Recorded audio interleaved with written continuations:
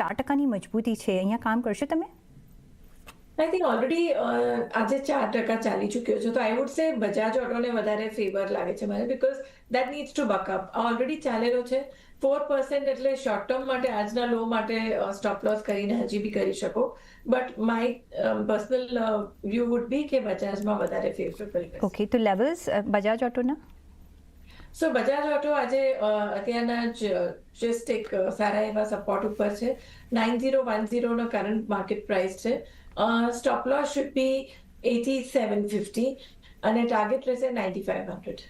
Okay, તો hero મોટો નહીં પણ બજાજ ઓટો પર તમે નજર રાખી શકો છો. 8750નો સ્ટોપ લોસ અને 9500ના ટાર્ગેટ માટે તમે અહીંયા કામકાજ કરી શકો છો.